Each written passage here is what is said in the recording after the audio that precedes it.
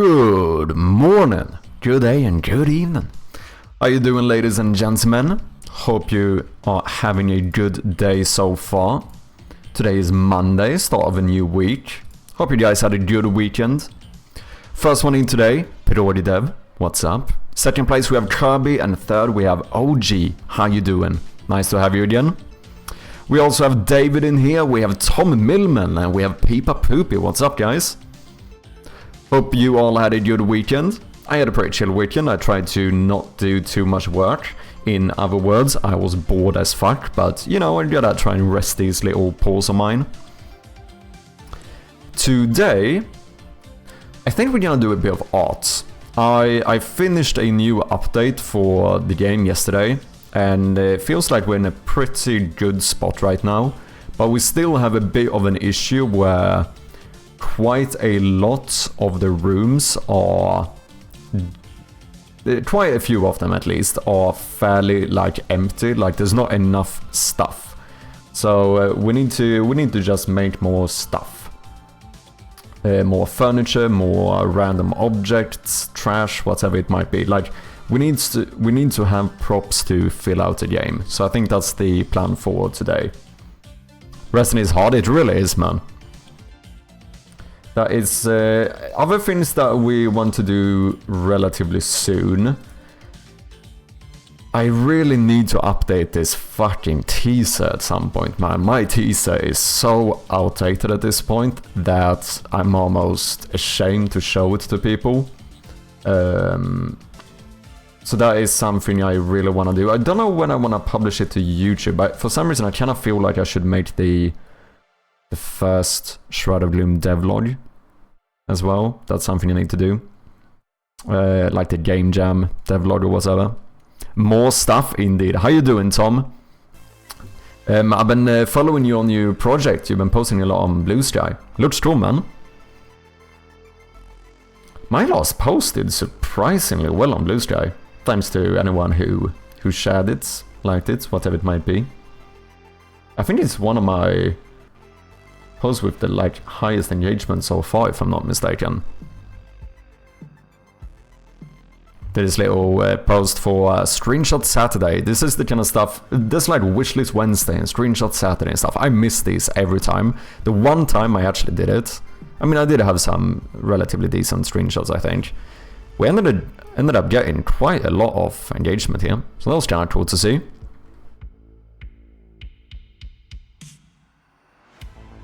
Thanks, yeah, it looks cool, man. I'm fairly certain that is the most engagement I've seen so far. Ooh, no, the clock I made is very close, to be honest. Like when I did just the clock animation or whatever. The generator too. It seems like animations in general, when I've shown off like new animations, seems to do the best. But that's kind of surprising for this one, since it was just like still images, but still did fairly well. Anyway, we're not here to talk about Blue Sky engagement. We are here to make new props. Yeah, stuff. That's what we're doing. We're doing stuff. So, now you might ask, well, what stuff are we making? And to that, I will say, I don't fucking know, but we will figure it out. First of all, if anyone hasn't, make sure to do on wishlist Shroud of Gloom on Steam, would very much appreciate it. Going quite well so far, you know. We did see a little bit of an increase in wishlists after my last devlog on YouTube, which you guys can check out here in case you missed it. We're currently sitting at 535 wishlists, so you know we're more than halfway to 1,000. That is pretty cool, I would say. I think that's pretty cool. Doesn't matter what stuff, just make it. Yeah, exactly. That's what I mean. That's what I mean. So I did start writing down some ideas here. For the garage, we definitely need more stuff. The garage is like almost empty right now.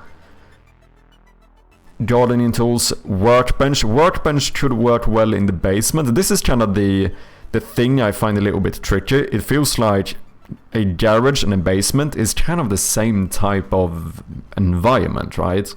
There's not that big, like there's a few things you might have in a garage that you wouldn't have in a basement and vice versa. But there's a lot of overlap, isn't it? Some stuff here we are pretty much done with though, like we do... Can I not do this? Can I do this? No? Do I have to use my mouse? Okay. The boiler we already have, we have some few different pipes, we have a fuse box.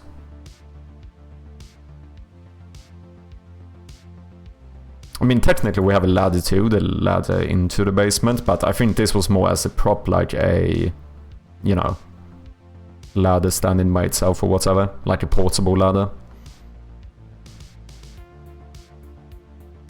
Definitely some new shelves. Right now I'm reusing the shelves from upstairs in the basement, and they look a little bit too fine. I feel like we want to have kind of more simplistic shelves, maybe just like wooden structure shelves or like metallic shelves in the garage and basement. Jerry cans, tires, maybe a bike. The bike could actually be outside as well. Yeah, I did add it here too, because that one could just lean against the wall somewhere. The kitchen I'm actually pretty happy with as is. I feel like I did update some screenshots on the store page. I do think the kitchen looks fairly good. It is quite decorated. We kind of want to reach this amount of decoration, at least in like most rooms. We also have some bedrooms, doing like maybe some small beds, maybe a big two-person bed, nightstand, wardrobe. I think I technically have one we can use. But yeah, we don't have any bedrooms in the game yet, which we probably should have. Office, yeah, this one we had some good ideas for as well. Doing like one of those spinning globes. I think that could be kind of cool. So, what should we start with? Let's plan something out here. Yeah, I would say the most important ones first is probably... The office is very empty right now. I would say office, basement, garage. Outside is very important too, because the outside will be the first thing you see in the game, so it kind of gives a bit of that first impression. Probably good to have a fair amount of stuff going on there. I think we're gonna start with the garage and basement, because I have like multiple basement rooms which are pretty much completely empty, and so is the garage. So let's see if we can come up with some fun stuff to do here. If anyone has any other ideas for props that could work well in these rooms, let me know.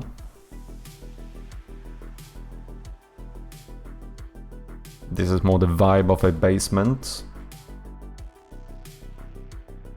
Or garage. I think the tires for the... just a pile of tires would work quite good in the garage.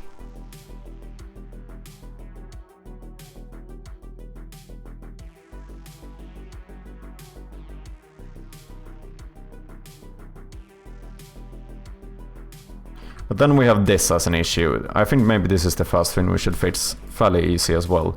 Like right now I'm using this shelf.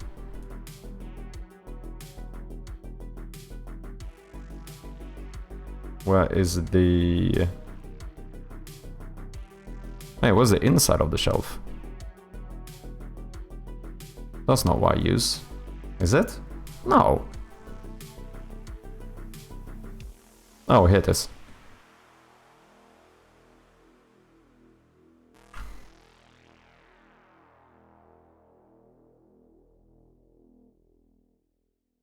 Like, this looks too fancy. I think, at least. And it's also just a little bit boring having like the same stuff down here that's upstairs. So what I was thinking is basically doing something very similar, but instead of these like fancy details and stuff going on, I think we just do like a very simple base structure.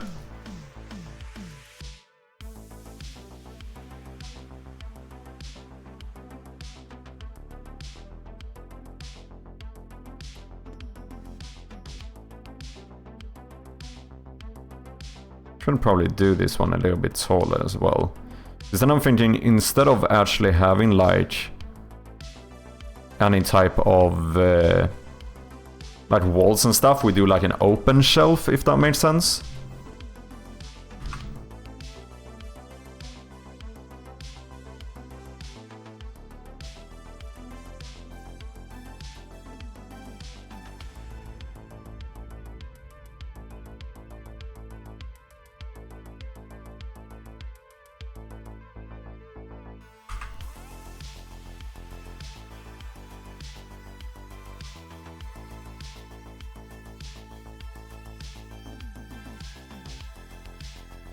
What's up, Jin? How you doing? Welcome in. Is this the Krusty Krab? How you doing, Jin? Did you have a good weekend?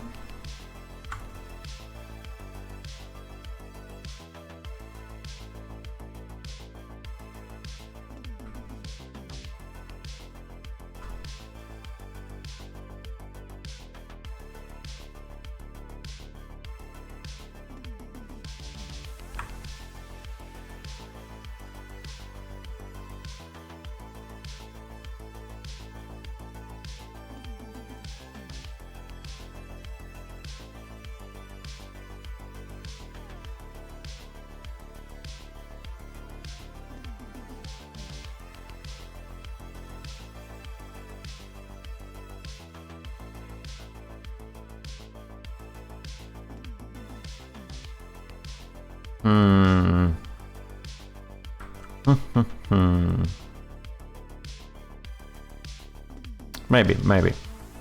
We'll have to try this out. Was good, Shaw's house stuff, breaking scripts, but always a good time. Let's go. How you, Beach Happy? I'm doing quite well. Tried to rest a lot this weekend. It went decently. I did accidentally push a new build to Steam. Whoops. But overall, I got some rest in at least. That's the tricky part when it comes to this whole thing about having to like rest my hands. I find it surprisingly difficult to actually do so. Because I just want to work on the game all the time, you know.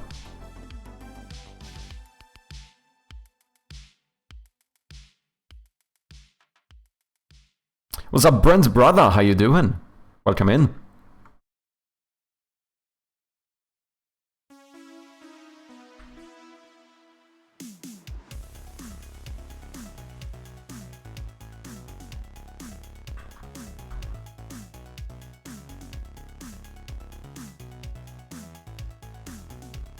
I guess maybe we should push this one in a little bit.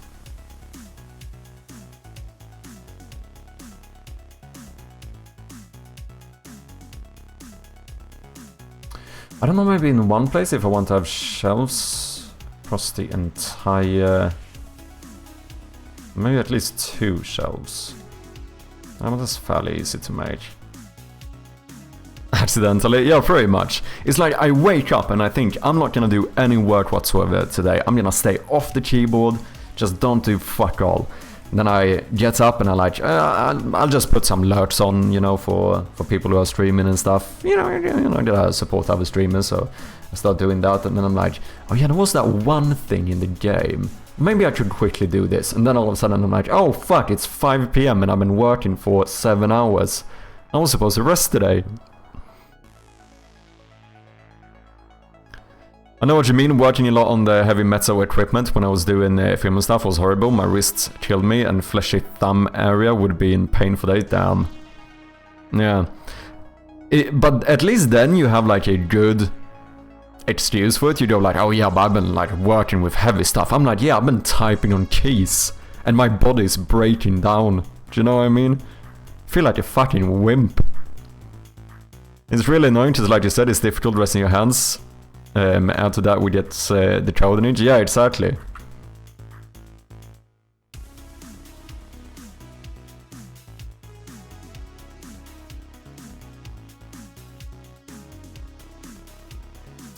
Okay, so this is gonna be interesting. So say that we have a shelf running here. That would block this one. Then here we needed to go up, so we would do something like... boom.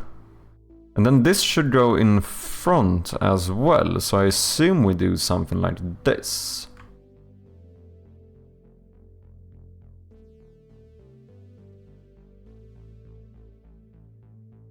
I don't know, maybe if you should go up one more. Like maybe... should try to get this... like so? No, I think that looks weird there.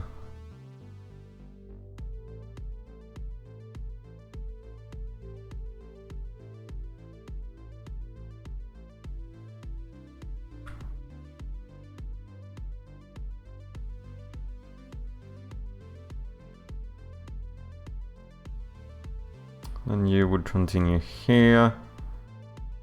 And then from like here or something.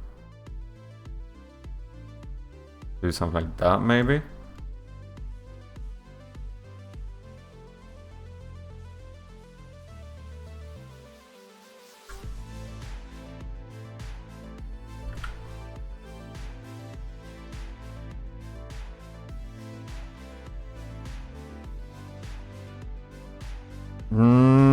I don't like this part.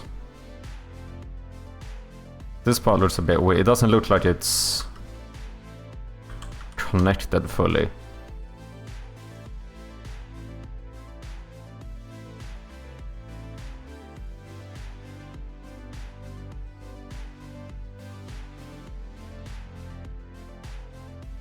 That's why you need one of those mouse pads with Pepper the Frog's butt as the wrist resting area. Yeah, exactly.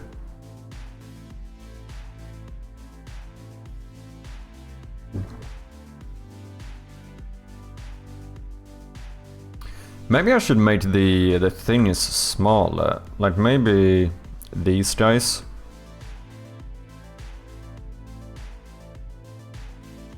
Should just be like that.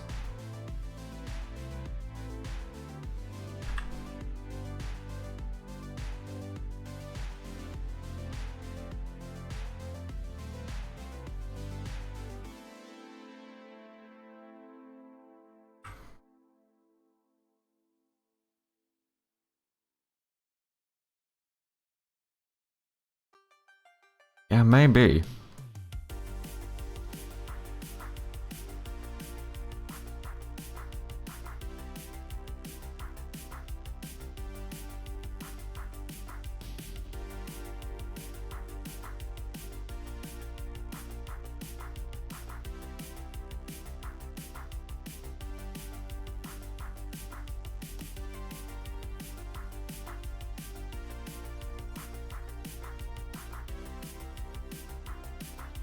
I think I might prefer it.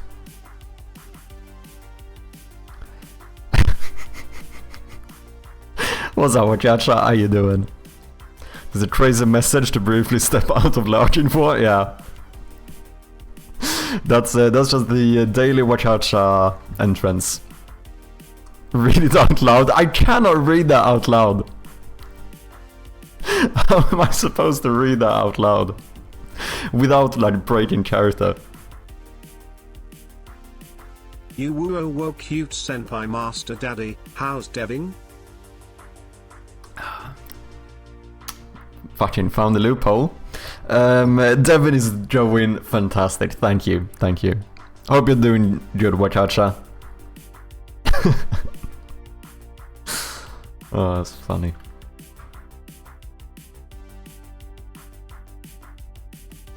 Oh yeah, that's much better.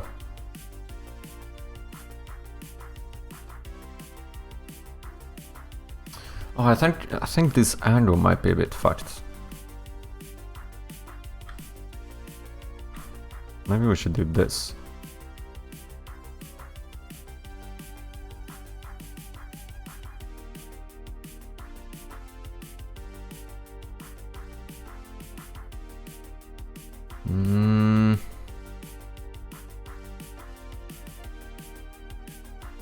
I feel awkward reading it silently off stream. Yeah, exactly. How you doing, Brent? How's the game going for ya? Since I'm deving myself after 4 days of playing, it feels nice to do something productive. Let's go! What do you guys think so far? Is this shelf gonna work?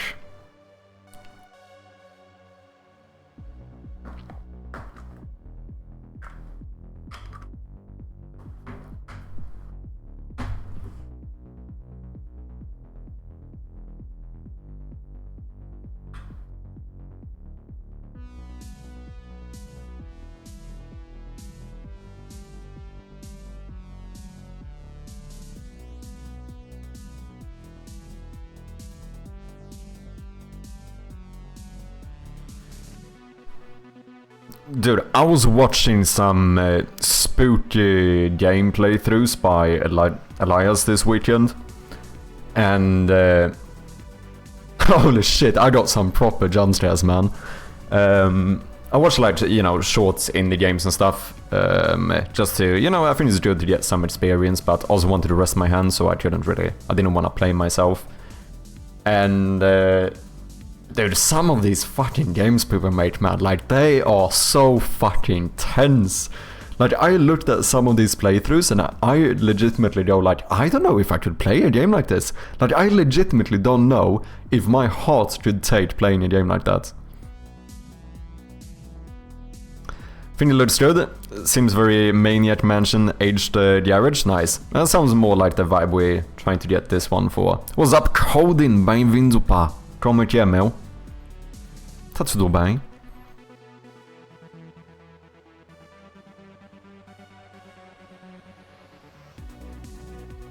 Como vai o teu jogo? I can say that, right? Yeah, como vai o teu jogo? That feels correct. Correct me if I'm wrong, but I think that's good.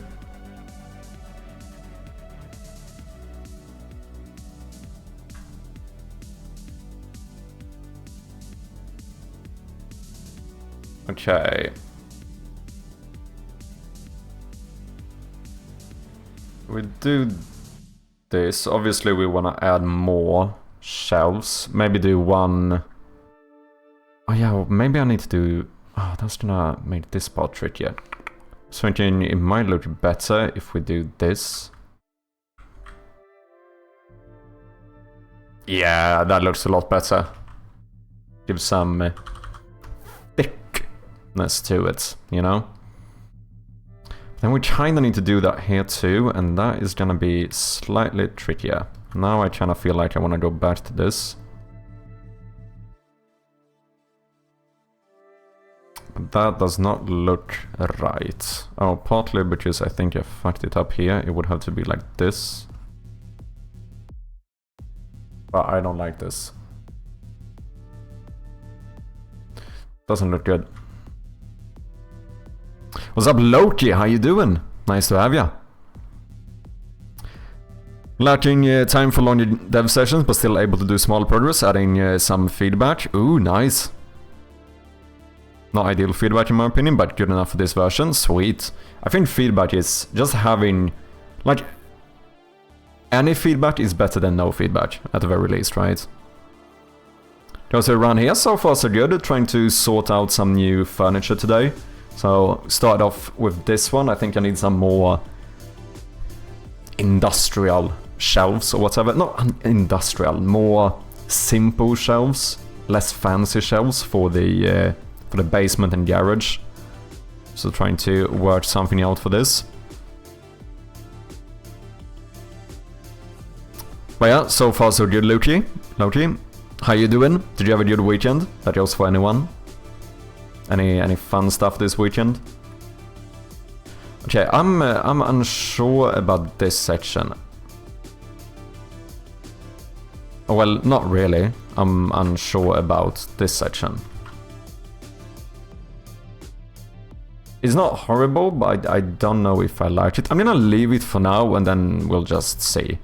So we should say that, like, up here, we probably want to have, like, just a fully heterosexual shelf. That was such a dumb joke. Do you get it? Because it's not Android. It's straight, but I should fucking quit. Anyway, what the fuck are we doing? Okay, we have that one, so add like 2 more shelves here and we're pretty much good to go. Flawless. Cheers, what's up Strom, how you doing?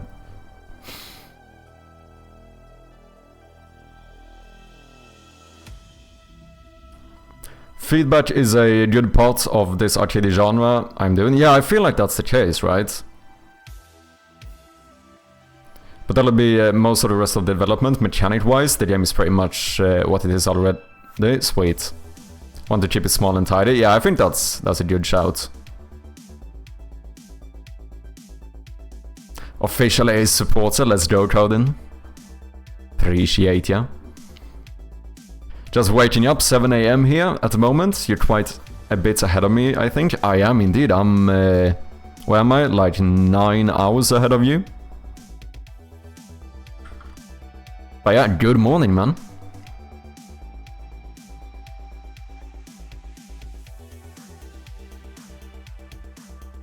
Got some work on my latest project, getting ready to work deep on the systems, been getting everything set up to accept the data, and start getting some art done to replace the placeholder stuff. Ooh, nice, man. Anything you want to share?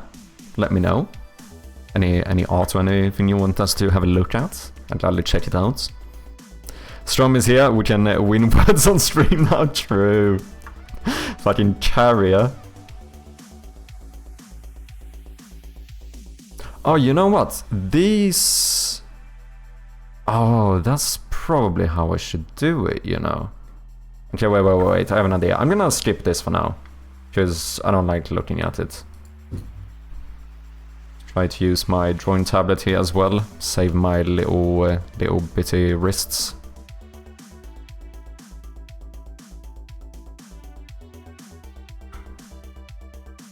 My little weak paws. Okay, what if we just do this to start off? I know you're gonna be like that. And then we want to have 2 more of these. So let's actually, let me do this for now. We're gonna copy this part. That did not do what I thought it would.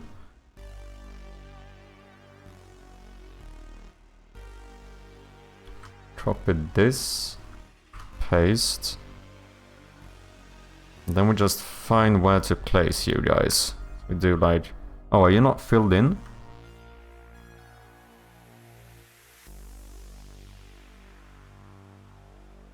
Let's do that.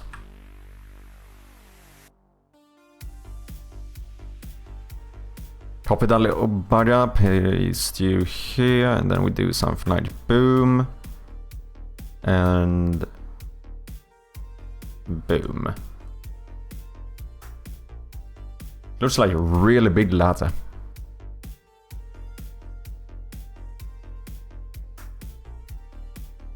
In the short showing me creating a voxel model went live a few minutes ago. Link it, man.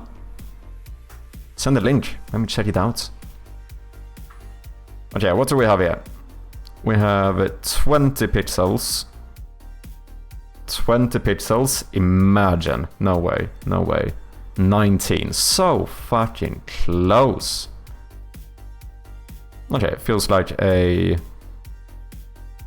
good reason to just push this one up one.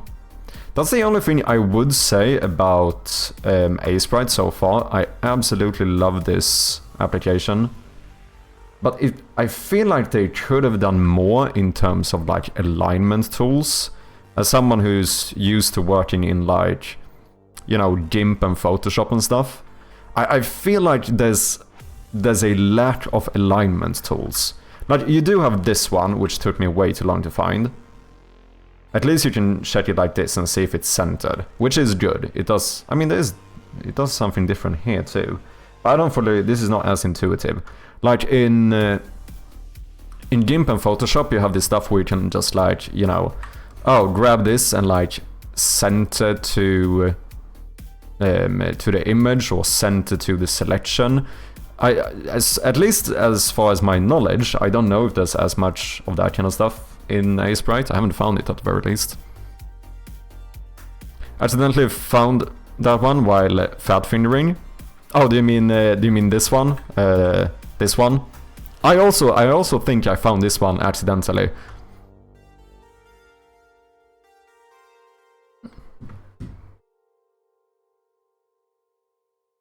What do we have here? Some voxel stuff, you said? Making the voxel model for the game. Voxel builder. Ah. Generally start with Oh wait, is the sound as well? Right.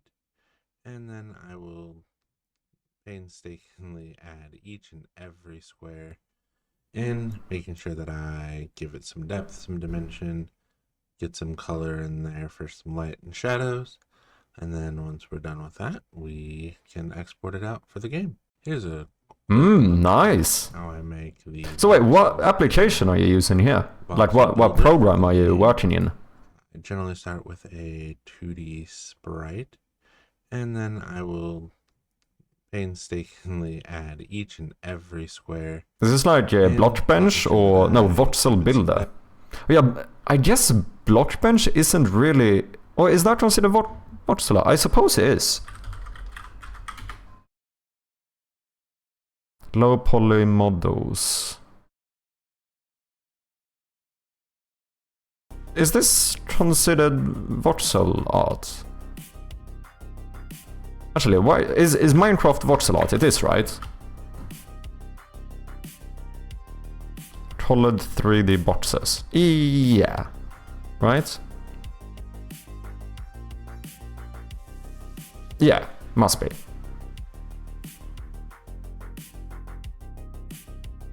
Because then you also have vector art, but vector art is very different. That's like the mathematical art. Yeah, so Minecraft would be voxel art, right? Just like a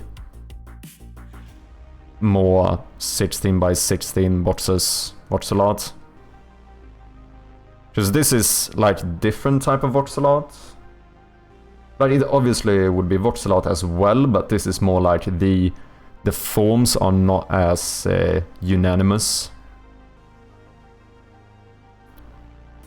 compared to something like Minecraft, where at least the majority of things are the exact same size, just different textures. What's up, Jonas? How you doing? Nice to see you here, man. Hope you're doing well.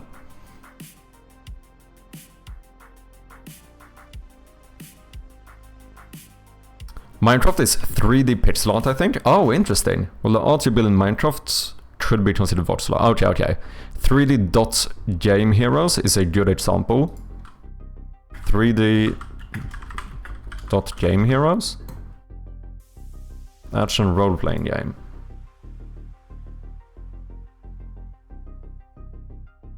Okay. But yeah, then it feels like something like Minecraft does kind of fall inside this category, right?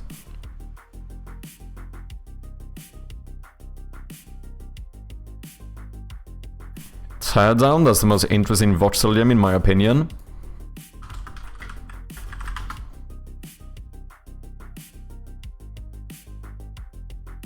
Ooh, this is interesting. Which is funny, because it's higher detailed voxel art compared to something like Minecraft, which I'm gonna take as a reference point here. But it seems like the biggest change in what makes this look very unique is probably the lighting, right? Like, they have a very simplistic art style, but it seems like they do a lot in terms of lighting. Which is an interesting take, like a very simplistic, almost kind of cartoony art style, but then like, you know, fairly realistic lighting in it. Oh, I haven't seen this. Teardown is great.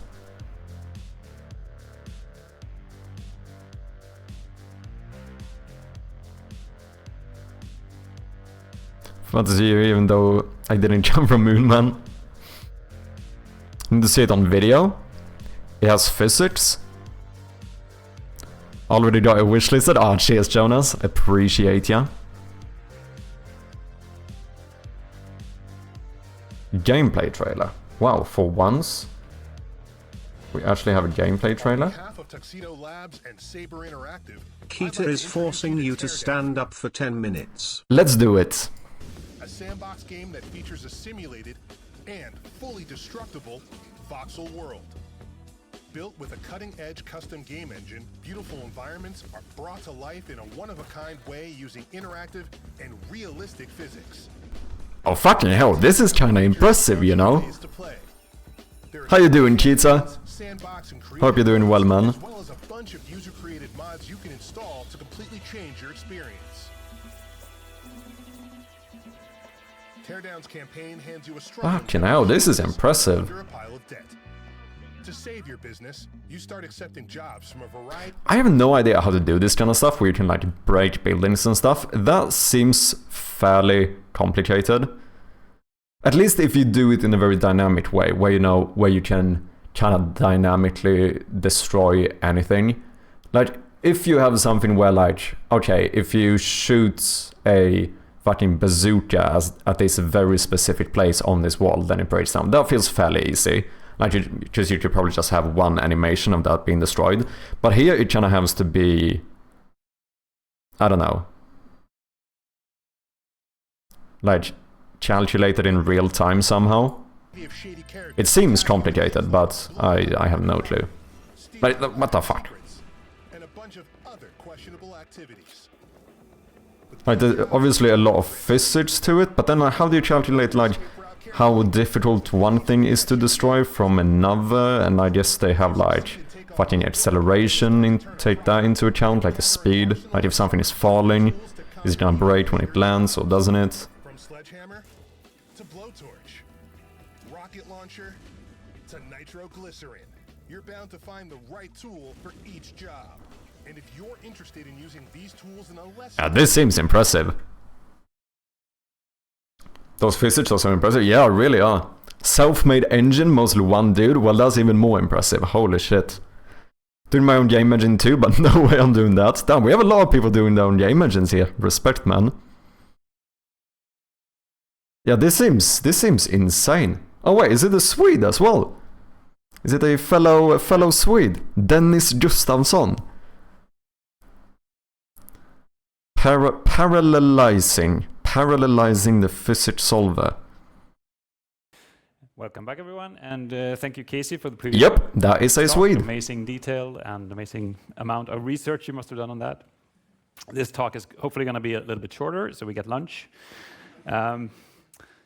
So Sam reached out to me a couple of weeks ago and asked if I wanted to present something, and I started to implement a new engine for our an upcoming game, and that's the one I'm going to talk about today.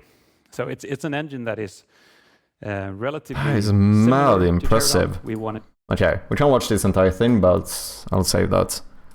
Thanks for sharing. Weird folk.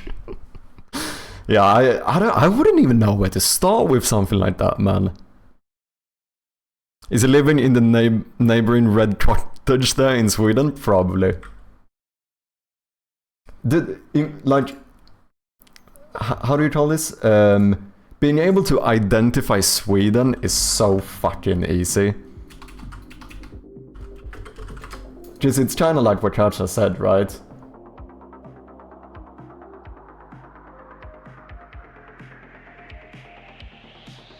Like, you see something like this and you're like, yep, that is Sweden, that is my home. Fucking red houses with green doors and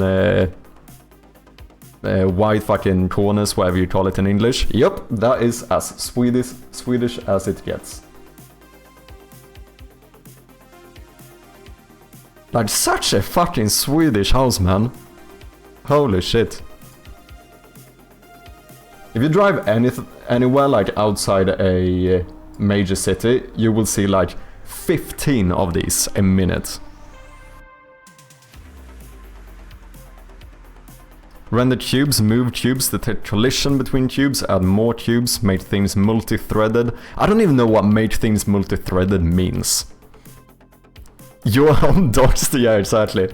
Just that you're gonna find 19 exactly the same houses, and it fucking, yeah, all looks the same. At the very least, it has the same vibe to it, you know.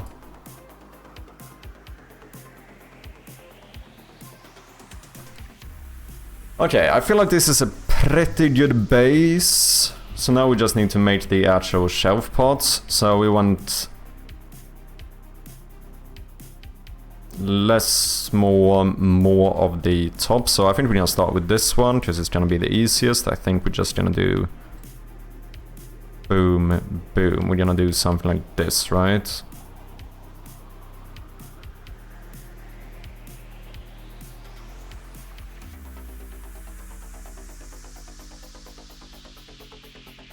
No, I think I need to move you.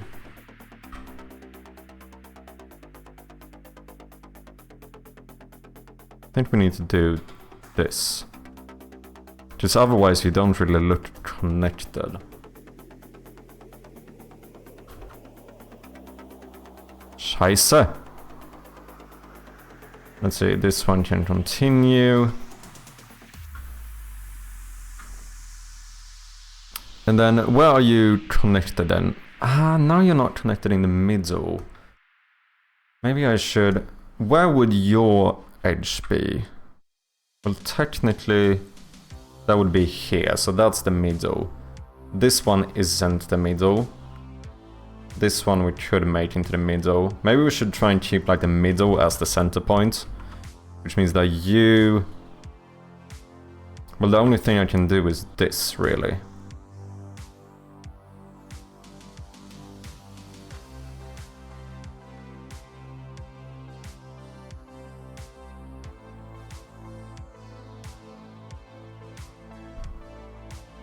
Now you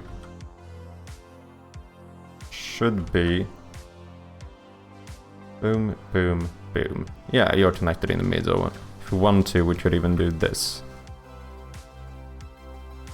Why am I not accidentally drawing so much? What? I'm not even touching. Okay, something is wrong. Nijo Betroda, I just realized that what your name was. Thank you very much for the follow, welcome in, man. Okay, what is happening with my pen? I'm drawing even though I'm not touching the... Oh, now it works. That's weird. It was drawing when I was just hovering. Don't know why. What's up, Lewis? How you doing? Good to see you on stream. How are you? I'm doing quite well. Hope you're doing good too. Hope you had a good weekend. I admit I worked for the CIA. We're trying to find you and your file says Swedish dude lives in red house, speaks Portuguese, occasionally streams in the bathtub category. Oh shit. This is outrageous. Also, technically true, so I can't really deny it. Not sure if Unreal Tournament was made by Epic. That's not true. That I know that's the case. Shut up, man. Shut up. I know it was. Okay, so the end should be here, which means we start here. Boom, boom, boom, boom, boom, boom. Well, that doesn't work. But then we kind of want to make you thicker as well. Fuck's sake. I don't know how to do these edges. Unless I cheat and I just don't do them. You know, we could very easily cheat here. And just do this. But does it look fine?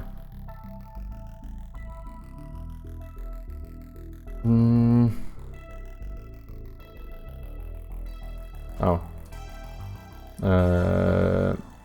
Merge down.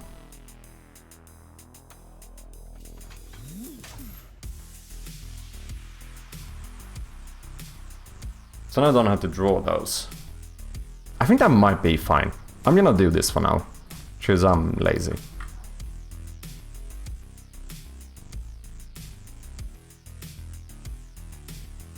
Weekend was fantastic, let's go, nice to hear that. Now I think we're gonna keep the same angle, maybe, but just not go as far. Wait, I can't do that, you're automatically gonna go as far. So I do need to change the angle. Now we do... something like this, I suppose. Ooh, I don't like that. I do not like that.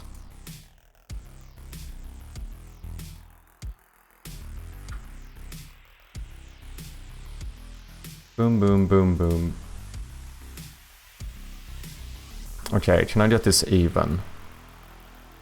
Should do something like that. I don't like that either. I hate perspective, man. Okay, let's just leave that for now. Would it be outrageous to just do this?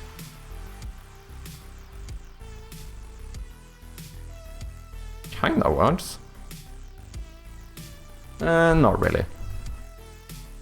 Okay, what if we do this and then we do boom, boom, boom.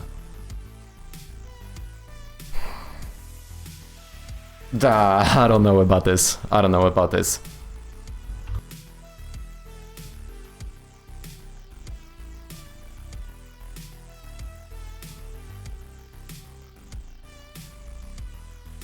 It's not really where I was hoping that this would go.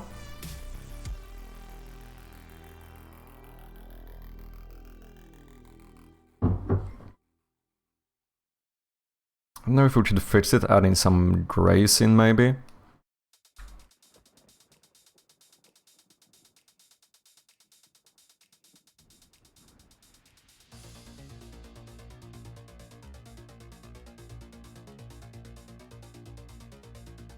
Okay, no, I think I need more. And over here, maybe give me at least 2.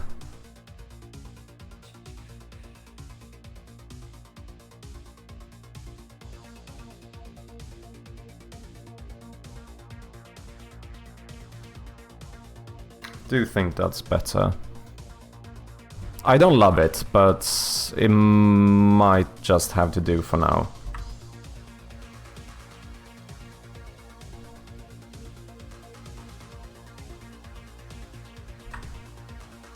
And then if we want to, we could make a like double version of this as well. Can I duplicate? Yeah. Remove you, paste.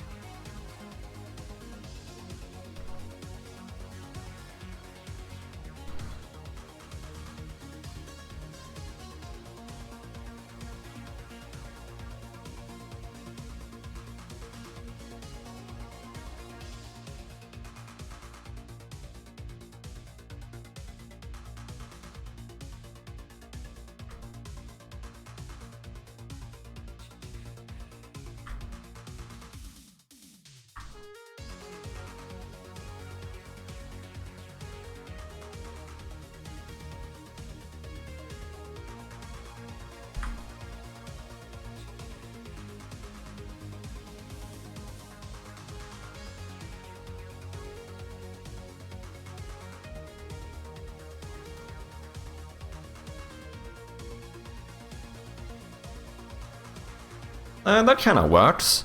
I think that works. What's up, Vintage? How you doing? Welcome in. How's it going? So far, so good. Trying to sort out some new props for the game here. Wanted some more simplistic shelves that might work better in like the basement and garage. I think this could do the trick. How you doing, Vintage?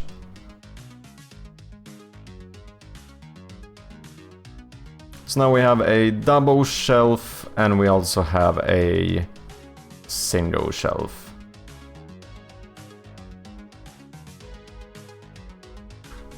Because this one is like too fancy to be in a room like this. And then I think we should make like a little smaller one as well. Maybe we do this. Oh, that's not what I meant.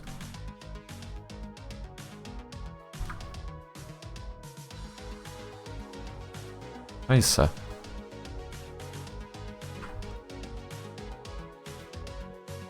Let's go boom.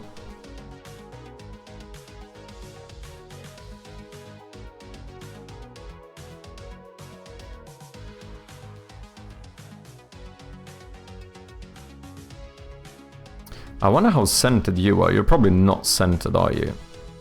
Should I make you centered? What's this?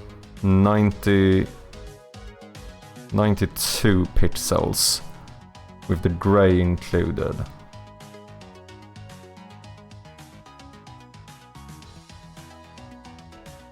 $87. So we would need to move you a little bit.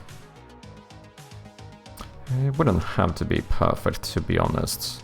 I might just leave it like this.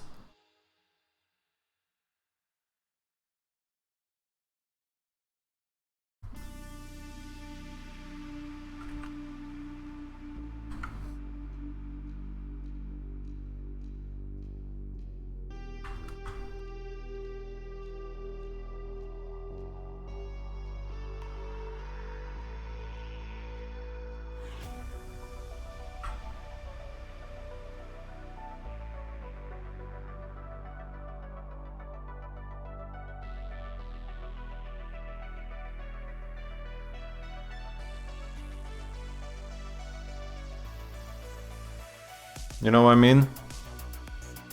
Just add some different heights here. This kinda becomes more like a workbench type thing.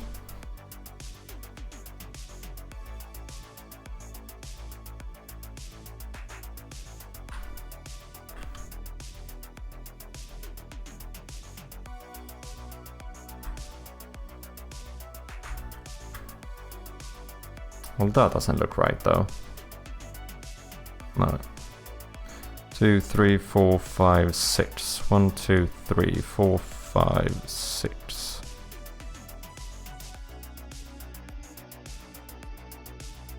Yeah.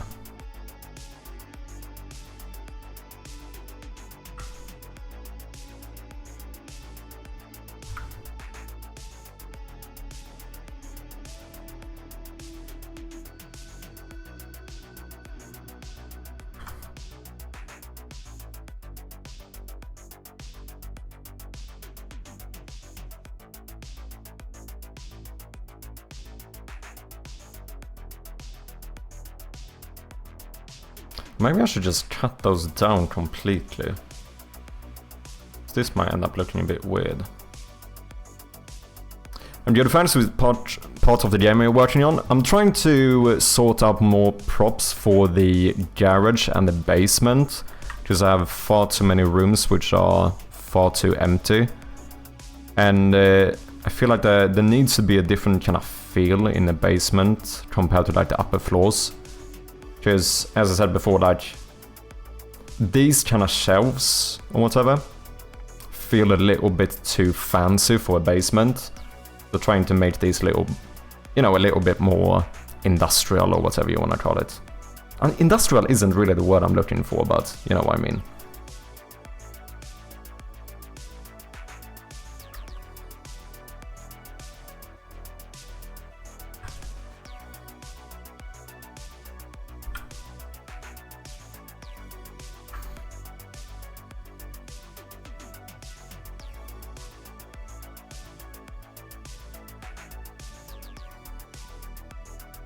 Just more like simplistic or whatever.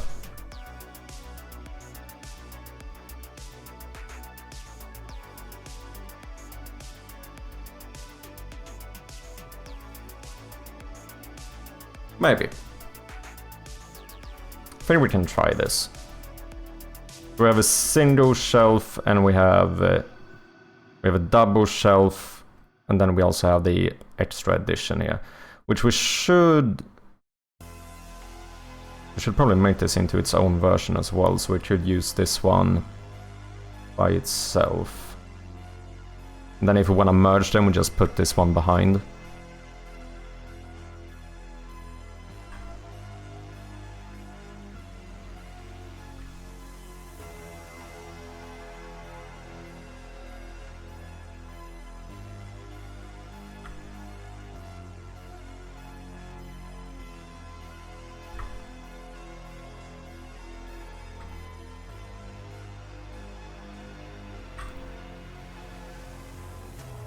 Yeah.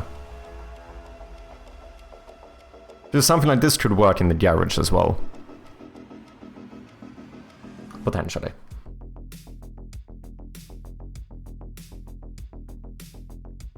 And then like if we would take this one and we drag it behind the other one, boom, they look fully connected.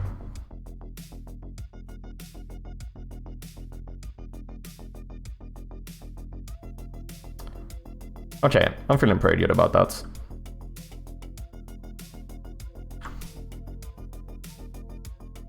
So we got some shelves, like storage stuff going on.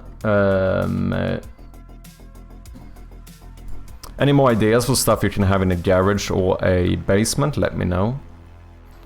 See, boxes, we already have one. We should probably make some small ones. Fuse box we have.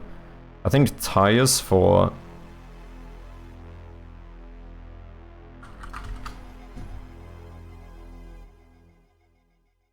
the garage could work quite well. Jerry can as well.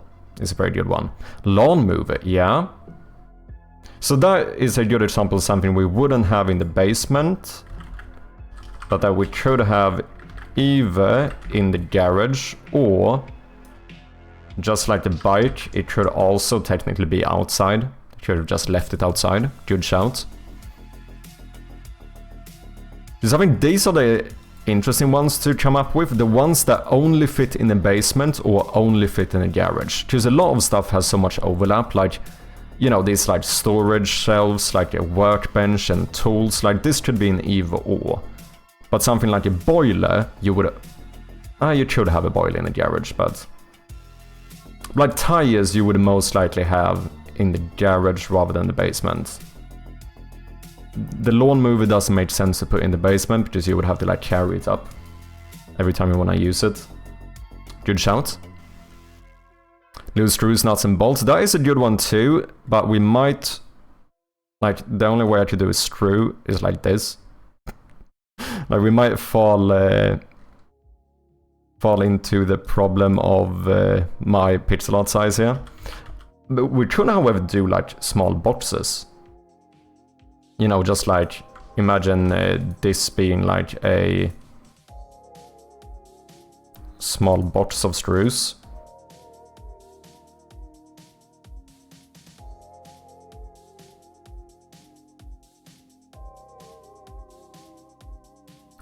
That you could certainly do. Garden personal chairs. Yeah, I think some outdoor furniture could be nice as well. I think we have a few scenes outdoors where we definitely need... oh, a barbecue, a little grill, that's a good one. Like a barbecue grill or whatever. Is that not how you spell barbecue? Oh. I know English. Okay, let me see if I can do like a pile of tires. Or maybe just one tire, or maybe both. Maybe a pile and one standing. Yeah, this is exactly what I was thinking. But maybe with the wheels as well. Like something in this kind of format.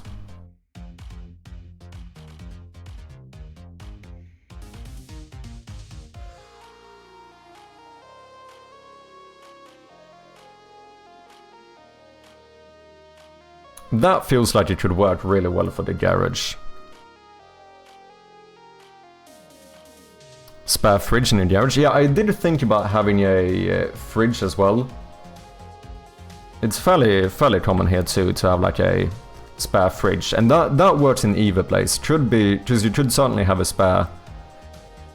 Yeah, I think it depends. Like for people who only have a garage, it's common to have one there. If you have a basement, I would probably think it's more common to have the fridge in the basement. Because usually, or it's fairly common to have an unconnected garage, which means that you have to walk out. Whereas if you have it in the basement, you can just pop down in the basement and get the Swedish meatballs. But that is a good shout as well. Usually one of those like horizontal ones, like the lid opens upwards or whatever. I'm lurking over here. Thank you for lurking, Codin. I appreciate ya.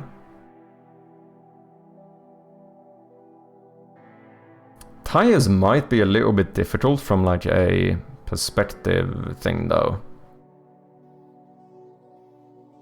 Because we would kind of have to change the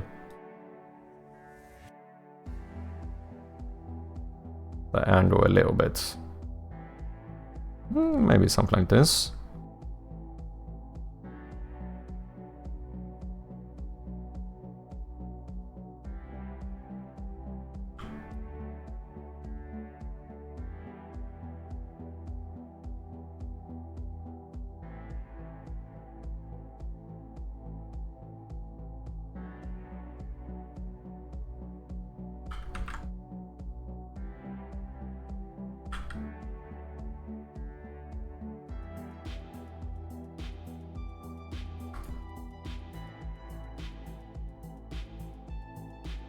So that would be like one tire. Is this too big?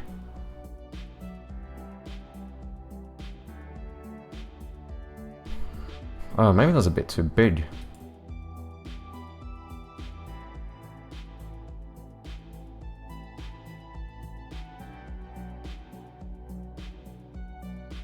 It might feel slightly too big.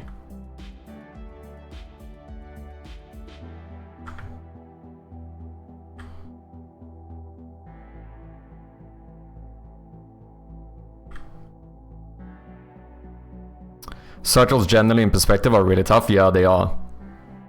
Soften the corners and it'll probably be alright. Yeah, true. We should do something like just push this up a little bit, maybe.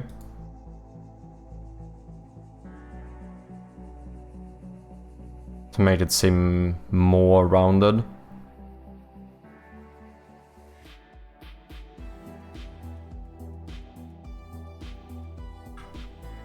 Maybe drop this one.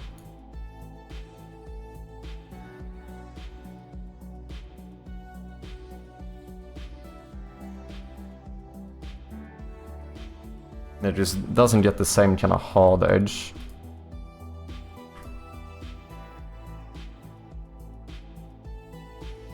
I think that might be better actually.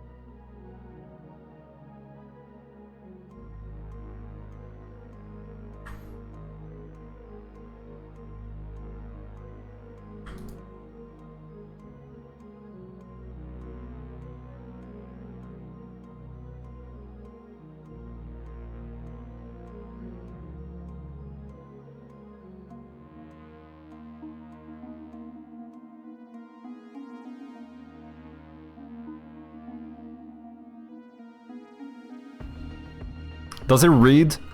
Does it read as a tire? I think it does.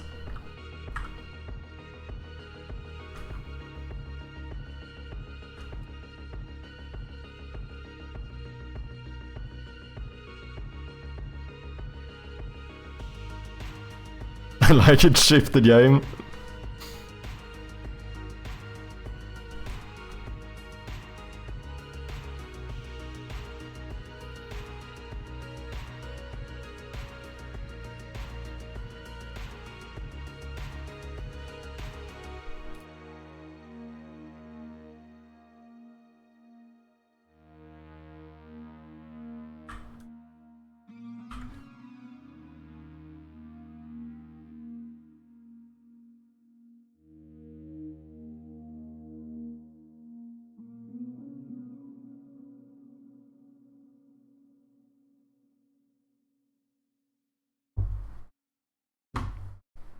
Hmm.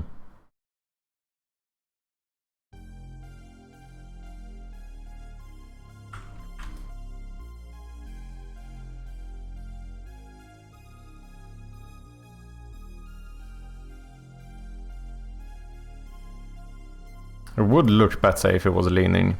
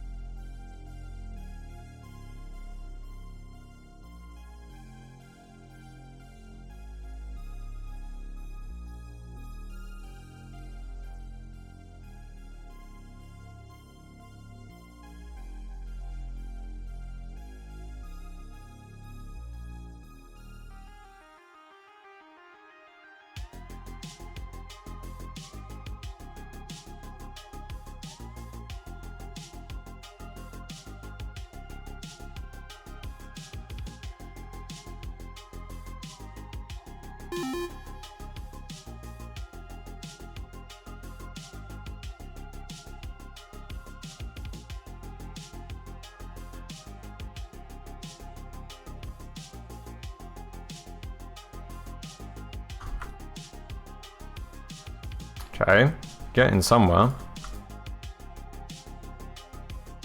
What's up, DJ Link? How you doing? Hello, Portuguese language as well, just saw the tags and got curious. Yeah, I speak a bit of Portuguese, by no means am I fluent, but I would say I'm conversational. Are you a Tuga or Brazilian? Welcome in, man, hope you're doing well. Dark Saber, nice to have you too. What's currently the agenda? We're trying to make some new props for the basement as well as the garage. So currently trying to sort out some like pile of tires here.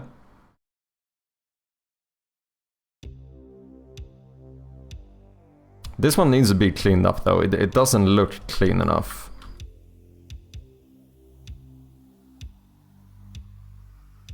But that doesn't make sense though.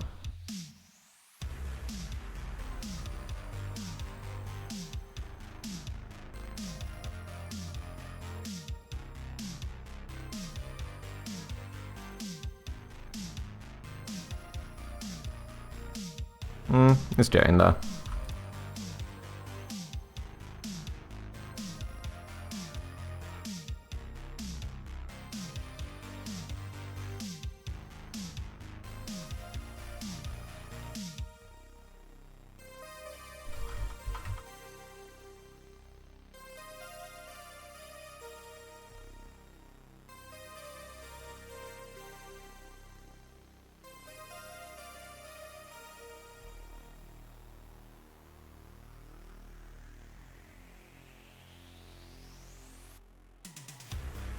getting closer.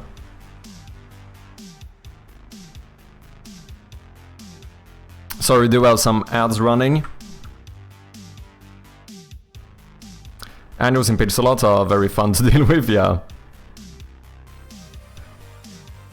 Yes, I'm from Portugal. Hi from another dev. Ooh, let's go. I don't know if you're on ads currently. Sorry about that. Let me know if you aren't. Otherwise, I'll respond after the ads. Those tires look really good. Okay. I see what you did there. I see what you did.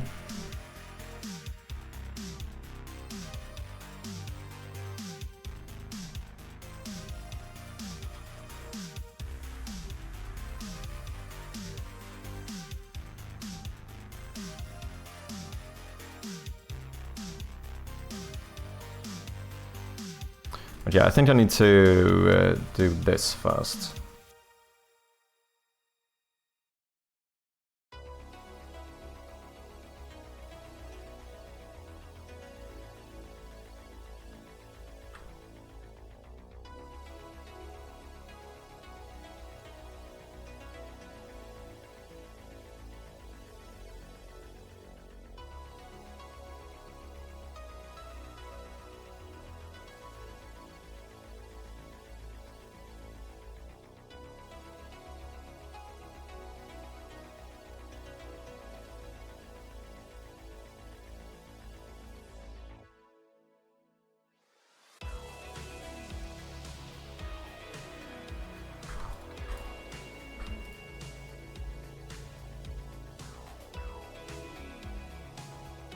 Okay, okay.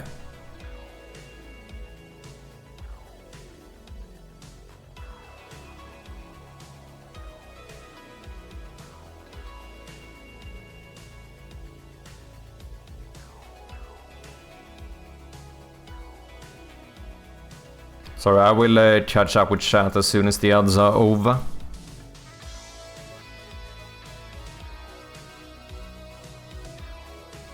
Okay, there we go.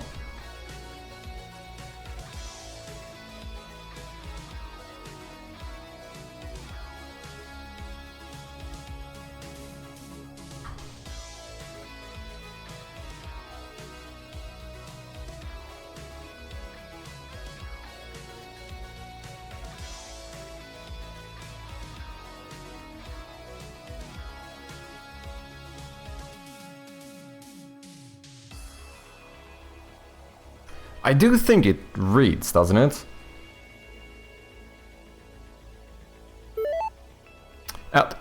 Sorry. Just lost my voice here, fucking hell. Ads should be over. Welcome back, guys. Okay, let me catch up with chat. DJ Lynch said you were from Portugal. Bem-vindo, pá. Como é que é?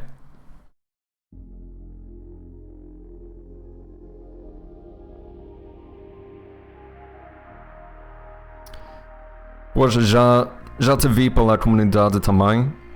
O mundo é pequeno, verdade.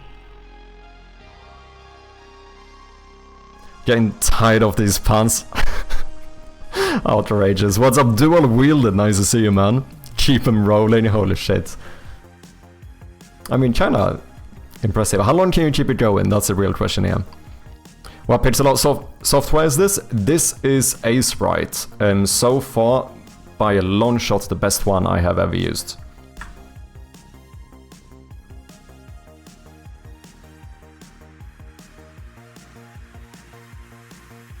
Okay, I kinda like these. Okay, what else can we do?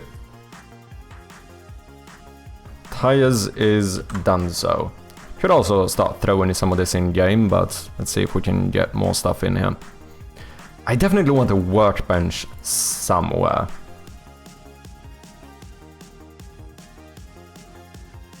Five tires? No, we're not gonna have 5 tires. Just for testing. I mean, to be fair though, you could argue that most cars do have 5 tires, if you count a spare tire. You know, most cars do have a spare tire.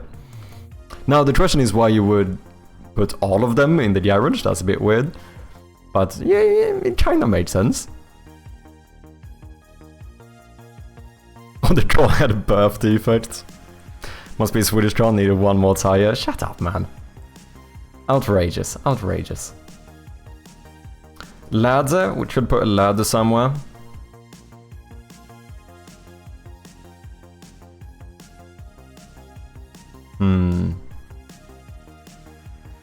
More recently, Charles stopped having spare tires, right? Oh, did they?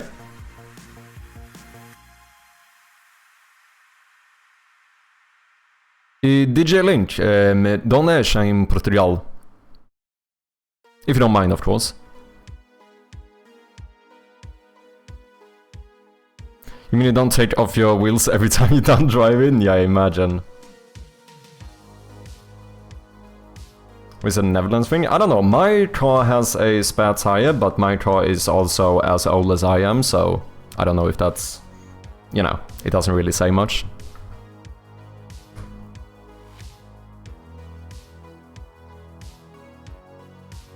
Shelves, storage, I would say we are pretty much done so. Guess we do other form of storage. So your car is 16 years old? No.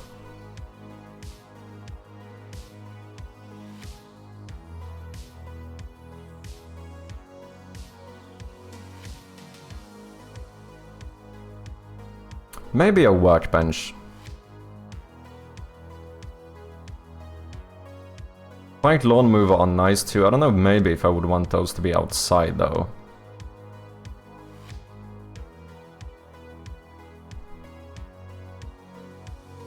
Can never set a winter/summer tires in the garage. Makes sense for some countries, I guess. Yeah, that's kind of what I'm thinking here. I mean, you could also see this, either you would see this as the person having like the winter tires in the garage, which would explain why they're not on the car, right? Because maybe it's summer right now.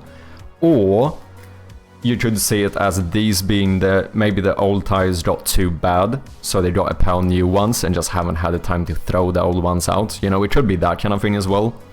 But I was kind of going in the line of this being like, oh, these are the winter tires or whatever.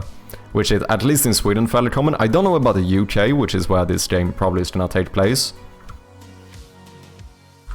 Because there's also these like all-around gears, like friction wheels or whatever, that some people use, even here in Sweden. I don't know if maybe that's more common in the UK. People in the UK use winter tires. No requirements to fit winter tires at a particular time of the year. So this is what we do have in Sweden. In Sweden, after like October or whatever, it's like by law you have to have winter tires on. Yeah, all season tires, those are the other ones.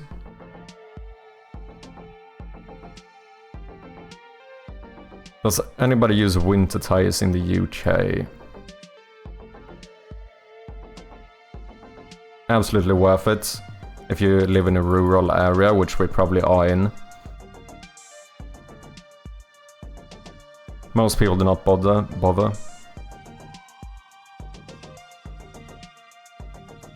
North of Sheffield you should. South of Sheffield you don't spend most of the time in countryside, blah blah blah. Mile one to tire. I mean, it seems like they certainly are a thing.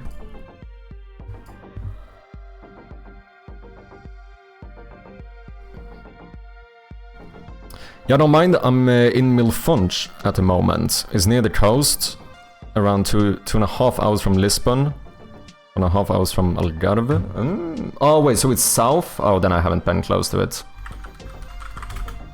If it's closer to Algarve, you should be Sul de Lisboa, eh? Oh, that looks nice though. Dude, I really want to go back to Portugal again.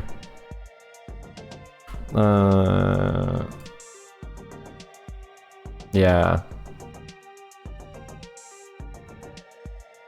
Yeah, I only went... When I was in Portugal, I went to Portugal for like 2 weeks, but I only traveled north of Lisbon. I went like... Let's see... I went to Lisboa, Sintra, which is up here somewhere, right? Where's Sintra? It's slightly north of...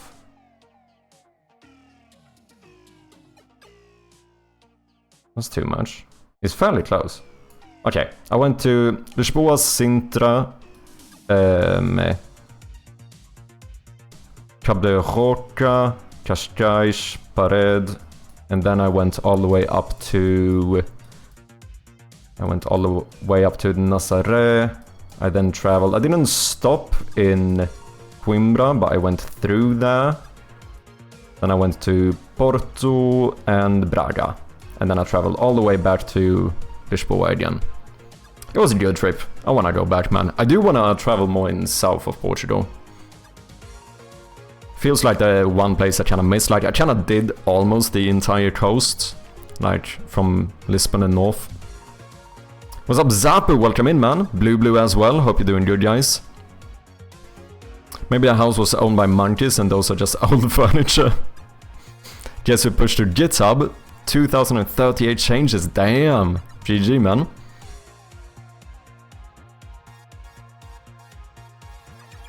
Just stretch a whole ton of rubber bands around the app, so... In Germany we have to have winter tires, yeah, same thing here. So happy that I found the diversion made version control so much easier on Unreal. Oh, in terms of what? Does it give you more space for capture?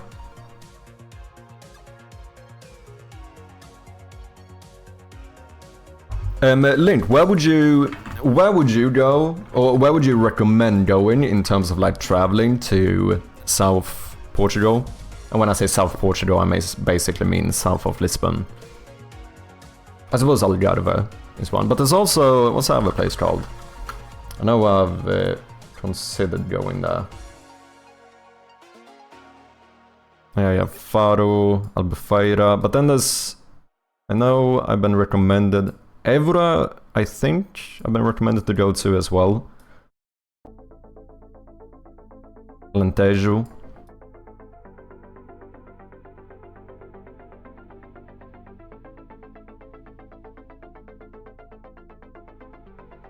I feel like I'm missing something here.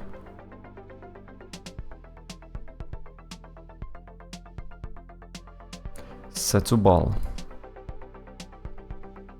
Implements large file transfer and huge storage options. Ooh. Name of the version control. Okay. Yeah. I definitely wanna travel here at some point.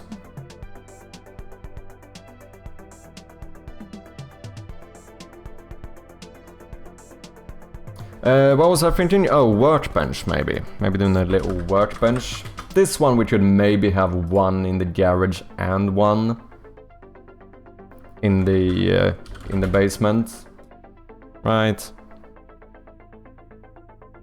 No, I think I'm trying to maybe have something like this. This should be a bit thicker. We should probably have a dog and a lamp on it. Maybe one of these clenchy, spinny thingies. I guess we could do something like this as well.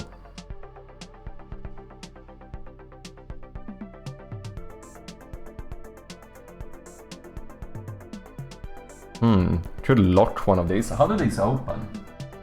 Does this flip out or up, I suppose?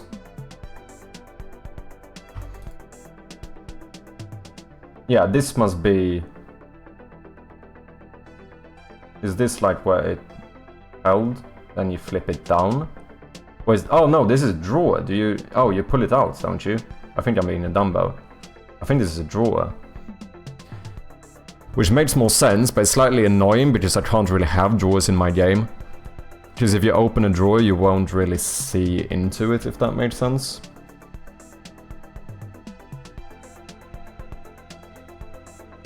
Okay. At the very least, I think we should have fairly thick like legs on this one.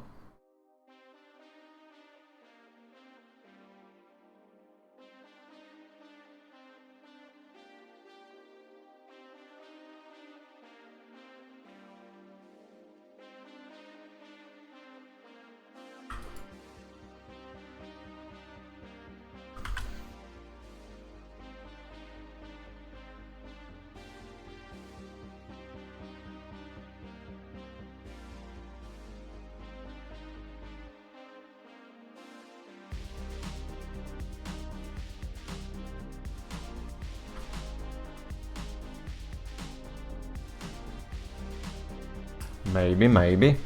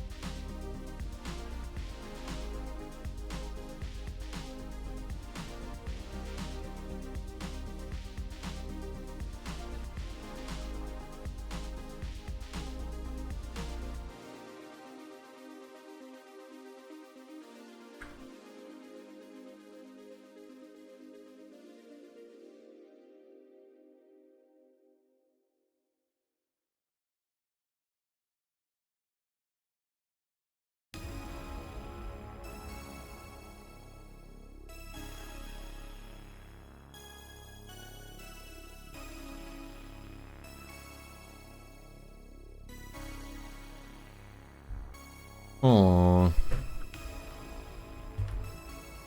I don't know about this thing.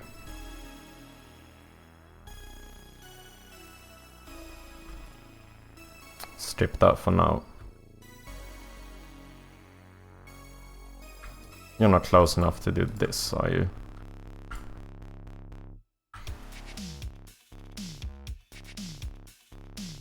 I mean, kinda.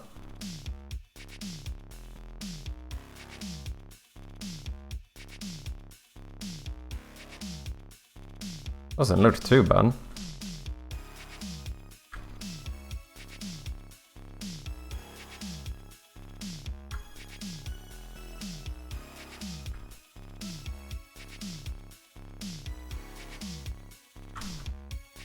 Okay, boom. Maybe boom.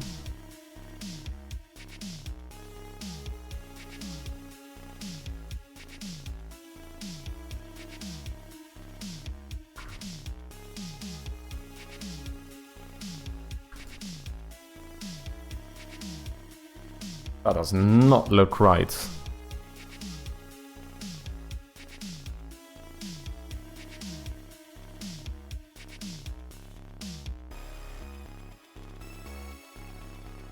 Well, because we wouldn't have this angle here either.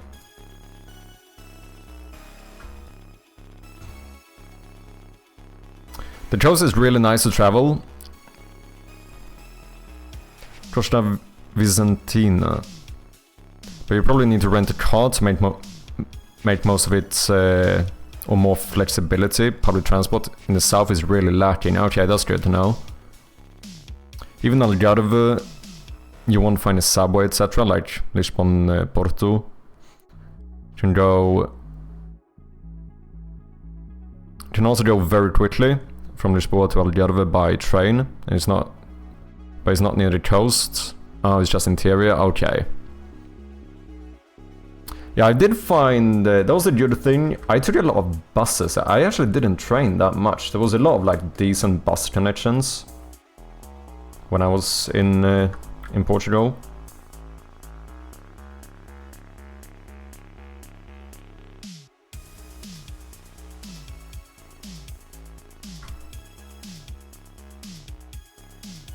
Oh, fuck now.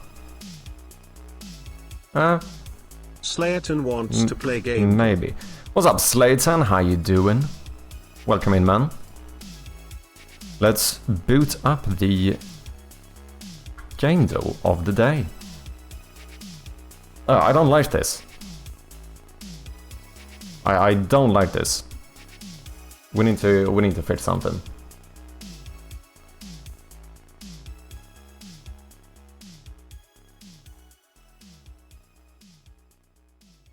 Like GitHub has 40 GB of storage, and if you want a large file transfer, you need to play around with Git. So having unlimited file size and 100 GB of storage makes things easier. My test map alone is 40 GB. Damn, I don't know how big mine is. What happens when it gets too big? Will I get like a warning or something here that when I try to push? How do I know if I'm reaching the limit? Could have it so when you open a drawer, it switches to a different view of inside a drawer. Yeah, you could do that. It's just arguably a lot more work, because that means I have to draw an entire new scene for every drawer in the game. Or I guess I could do some reusing, but... And all the items would now be bigger, so I have to draw like new batteries and stuff. Like, it's certainly not impossible, but it's arguably more work compared to if I have like a cabinet. Yeah, that's kind of the thing, right? If we have a cabinet and you open the cabinet, we just swing the door open and now you can see inside. Whereas like if I have drawers, even if you like pull the drawer out, you're probably not going to see very much of the inside. Since you can't really see down into it, right? Only way it would work like this is if I have stuff actually like pop up. Which I suppose you could do as well, but it might feel a little bit more weird. That's why currently I have pretty much no drawer in the entire game.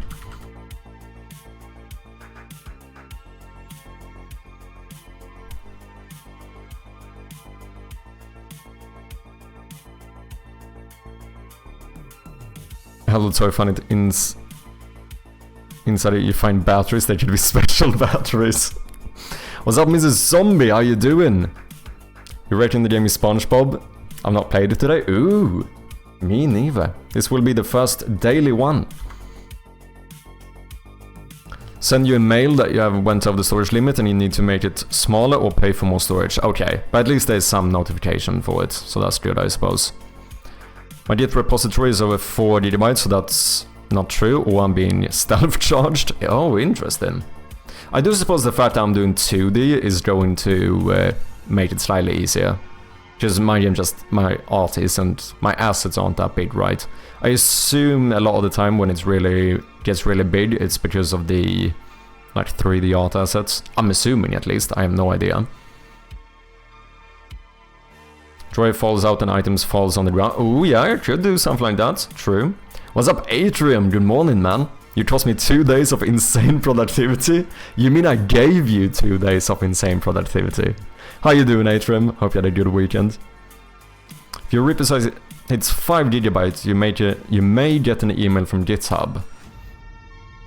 Support Korean, what exactly you're doing that takes up so much space. 5 GB, okay. Oh, so you're getting close, Zombie. What's up, Creedax? How you doing? Welcome in, man.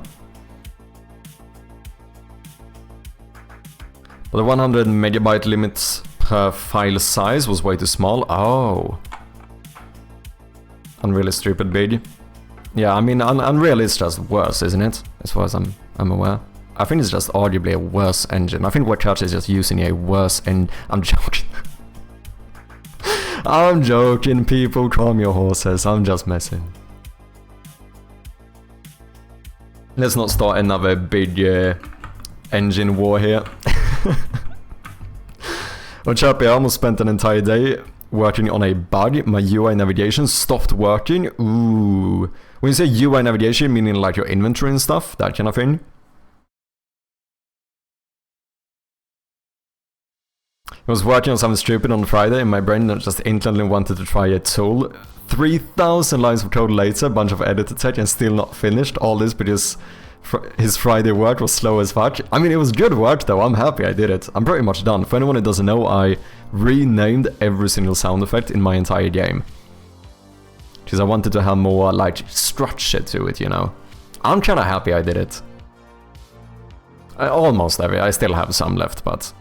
So Adrian started making a tool to rename sound effects for you. Turns out I had UI input disabled, 1 tick box, holy shit. Well, I will remind you of what the last Unity boss did. Well, that's not the engine though, that's the company. Here we separate the engine and company, 2 different things. Did you get the files done? I had to leave while you were working on it. Yeah, most of them are renamed now and it feels a lot more structured, so I'm kinda happy with it. Finished Steam integration. Ooh, nice. What type? Are you talking like achievements or cloud storage or like leaderboard stuff? We don't talk about the Unity CEOs. Exactly. That's different. It's not. We're talking about engines here, not companies. We separate it, right?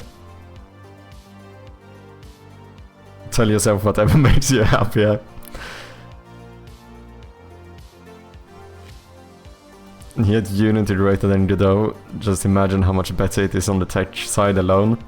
Okay, let's not start a war here, people. This is we're gonna get fucking pure warfare here. Use whatever engine you like. All engines are good.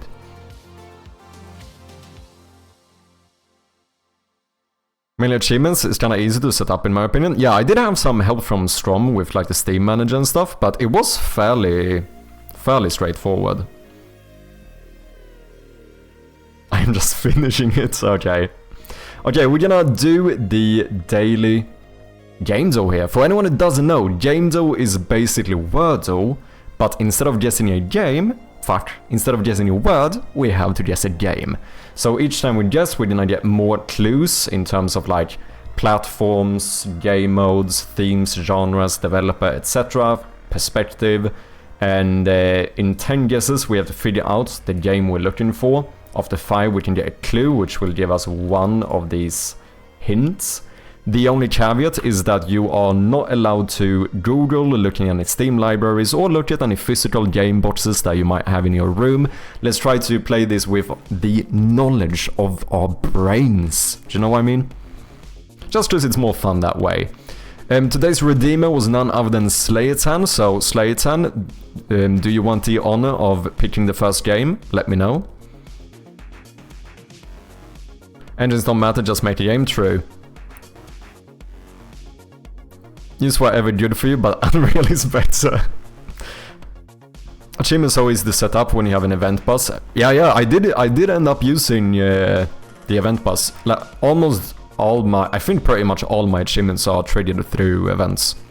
So my, like, I did my separate, like, achievement manager, which just listens to, like, a shit ton of events. We don't have event bus everywhere, it's a lot more work to implement achievements. Nah, because then you just do a singleton and you're good to go. Carmageddon! Don't tell me you don't know what that one... you don't know that one either? No, I know this one. I know it. What the fuck did I do? Did I just accidentally hit some... key binding that closed everything? What was that even?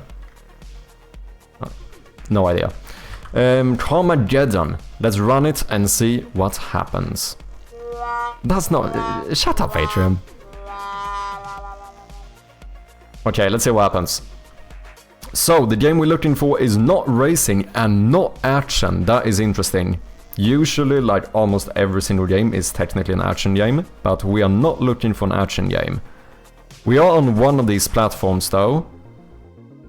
Most likely, you know, going to be Windows, but you never know, it could be some Nintendo game, PlayStation. I've never had a pure phone game, so I don't think that's gonna be the case. Could be wrong though. It's more recent than 97. So these are yellows. Yellows are a little bit weird. This means that one of these might be correct, so it might be a single player or multiplayer game. But it could also mean that it's both single and multiplayer, and that we are missing something. Maybe it has like co-op or split screen as well. It's not made in B render. This is good though, perspective. It's not first person or third person, so most likely we're looking for a top-down game or a side view game. I would say. City Skyline, that might be a good shout. That might be a good shout. Mortal Kombat, you did say that one earlier though, I saw. Because that we probably fail on action. Yeah, Porto could have worked if it wasn't for first person. Strategy game could very well be. I would say either... just it could be some like side view puzzle game or platformer without action. It could be. Otherwise, we should guess either isometric or side view. I think City Skylines sounds like a good one to start. Should we do the second one? I think we should do the second one. Worms is probably action as well, I would imagine. Ooh, okay, this is good. It is single player, it is in Unity, but it's not isometric. So most likely we are looking for a side view game. It's not sandbox or business, but it is a simulator or strategy. Once again, it could be both, and that we're missing something. Yellows, you don't really know. Still don't know too much about platform. I would say though, a simulator without sandbox and business is fairly uncommon. Most of the time, simulators have either some sandboxy nature to it or business nature to it. So I'm kinda... but also side view strategy. Just now we can be fairly sure we're looking for a side view game. Unless it's like a puzzle strategy. I don't know, Braid. Is that considered action? I don't know. I'm not so keen on simulator. I feel like I lean more towards strategy being right. Just because this, almost every time I say simulator, it is either business or sandbox as well. First one better for yeah, you're probably right. I thought this one was a little bit older than it was.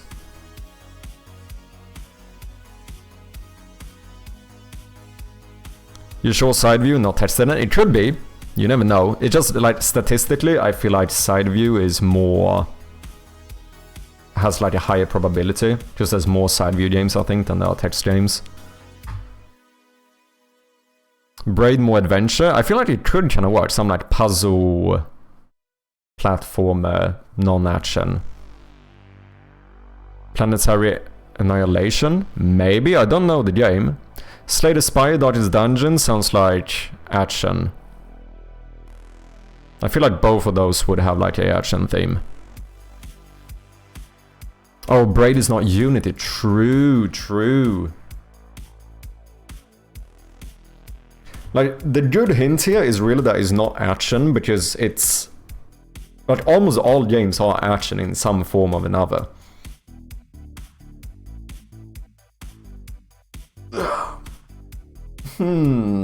Unity side-scroller, single-player, either simulator or strategy.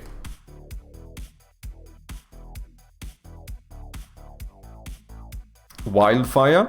I don't know the game, but if it fits, we could run it. Idle game? It could probably be an idle game. Like a idle simulator or idle strategy. As long as it doesn't have sandbox or business to it. Which I don't know how far they go with business. Like, if you generate money in an idle game, is that considered business? I suppose it depends.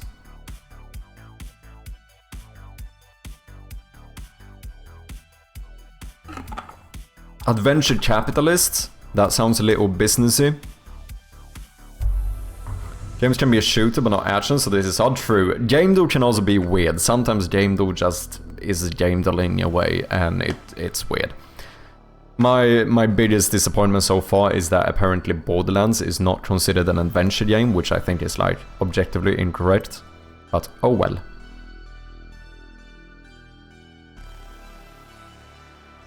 Okay, we need to guess something though. Should we run Wildfire? I don't know the game, but... oh, it might not be in here. I don't think it is.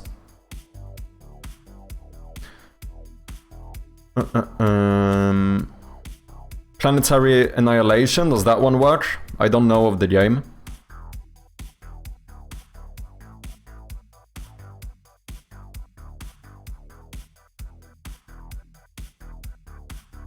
Card game, yeah. Oh no, yeah, those are probably isometric too. RPA is old, okay. Balatro? Oh, that one's tricky. Balatro is a very tricky one. Oh yeah, that's Lua, isn't it? Or it's made in Love 2D, I think. But something like Balatro, what the fuck is the perspective? There isn't really... I mean, you could argue it's side view. You could kind of argue that it should be considered isometric as well. Because tabletop... yeah, but that isn't a perspective here. So it has to be either like... the only ones I can see it being is either isometric or...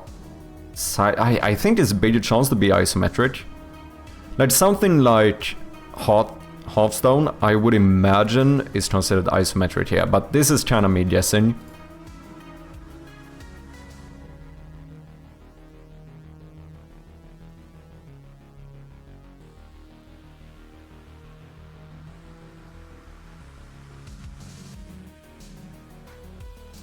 Say Ori in the Blind Forest if it's not considered action. I haven't played the game. For some reason I was thinking about Hollow Knight here first, because that would probably be action. Or in the Blind Forest, I know of it, but I haven't played it. I don't know, do you think it would be considered action? Because if there's some nuance to it here, then maybe we could run it and see what happens. Balatro is clearly first person, but this is from the player's perspective. Yeah, you could probably argue that as well.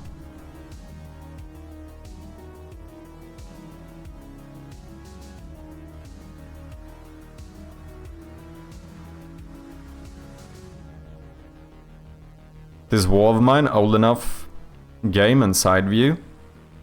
I think we've guessed that one before, I don't remember it.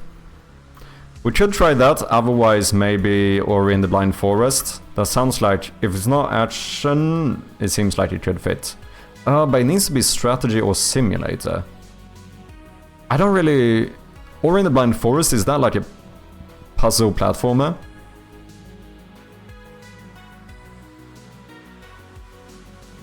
Oh, it is strategy? Okay.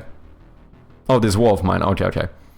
There are enemies and there's an attack button, but I would put many themes before action. Simulator doesn't really fit it though. But to be fair, both of these doesn't have to be true. Since this is yellow, we can only make assumptions. Both of them could be true, but the only thing we can assert 100% is that at least one of them is. Right? Okay, this War of Mine, let's try it and see what happens. It is indeed side view. Okay, so this is interesting. This is interesting. Oh, this was in-house engine though. This doesn't tell us too much. However, we know it's not action, so it must be one of these. Horror, survival, drama, stealth, or warfare.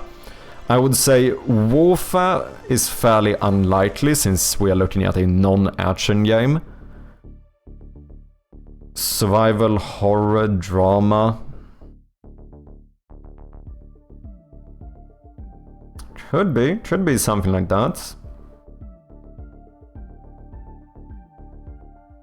These are the most likely. Because this one we know is incorrect, and if this one is incorrect, warfare seems incorrect. Here we cannot make any assumptions right now, because we know one of these are incorrect, so there's no way of knowing if adventure or indie is correct.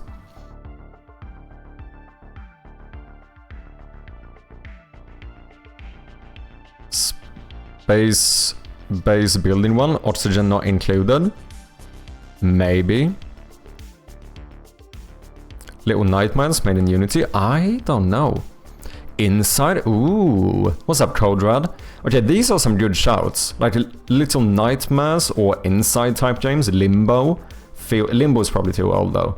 Feels like it should fit. Are they strategy or simulator though?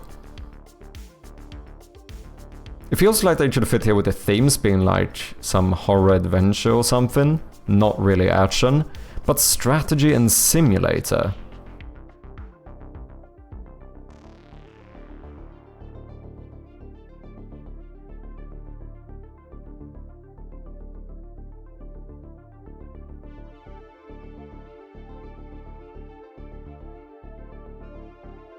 I don't know if I would consider something like Limbo either.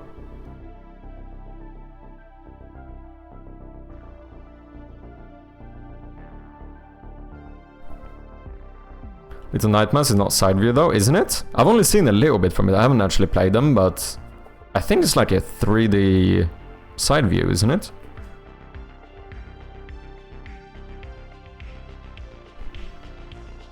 Yeah, Limbo was released in early 2010. Yeah, we did go for War of Mine. Fallout Shelter would be action too. Don't know, I barely know the game. I think we have spoken about it during game though some other time, but I assume that would be like survival maybe. Because this is the thing, like I feel like Little Nightmares and like Inside could work really well, but they're not really simulator strategy.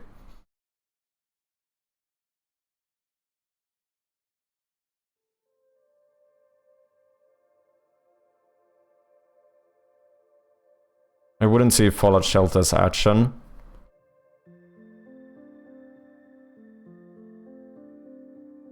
Should we run it? See what happens?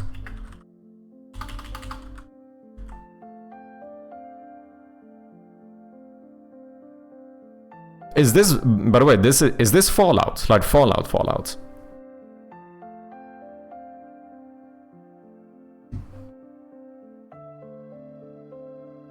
It is? Okay.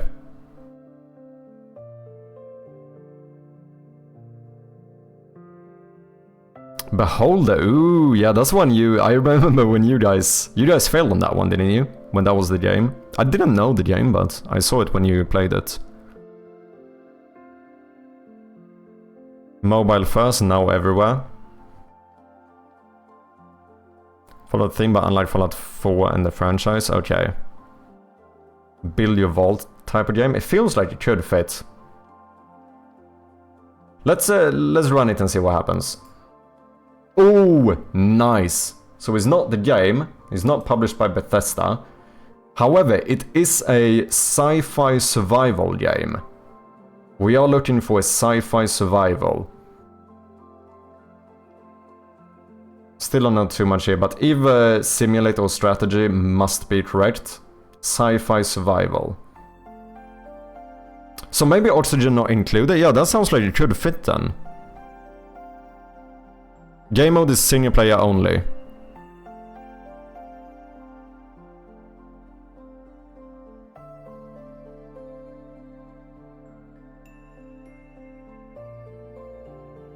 Dome? Don't know the game, I think at least. Next guess we can get a clue as well. Might be too new, not sure, okay. So what do you think, guys? Oxygen not included or Dome? I don't know too much about either game. What's up, Hempos? How you doing, man? Nice to see ya. Oni is a nice guess. Not sure what's made on Unity. Okay. Oh, but is that sci-fi? Oh wait, Oni. Oh, I was thinking of a different game. It's a space game? Okay.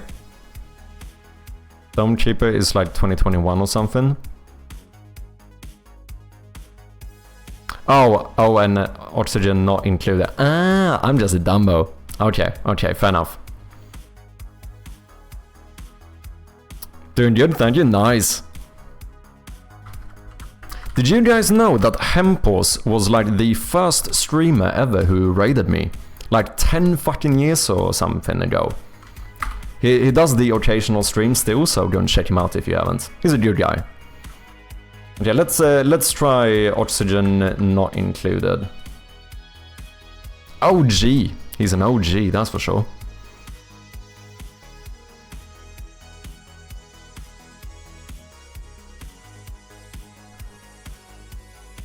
Okay, let's run this and see what happens.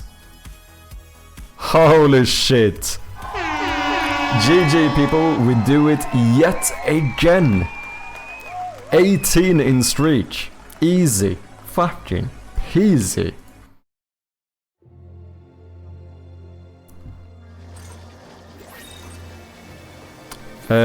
Atrium, I think, was the first one who mentioned it, wasn't he? GG.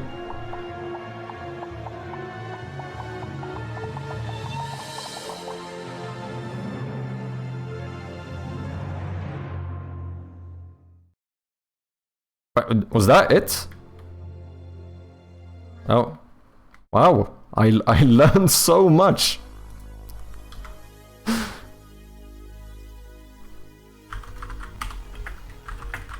I have heard of the game, but I've never played it.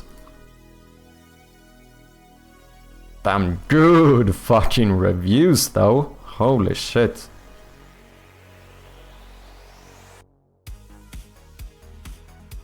Space Colony Simulator. Overcome strange new life forms. Harness incredible space tech to survive and possibly thrive.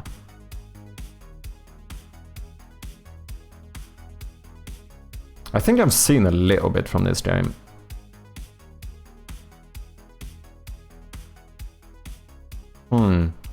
So is this kinda RimWorld side-scroller-ish, like? I don't know, is RimWorld considered sci-fi though? I think it is. Yeah, sci-fi colony sim. I haven't played this either. It seems cool though.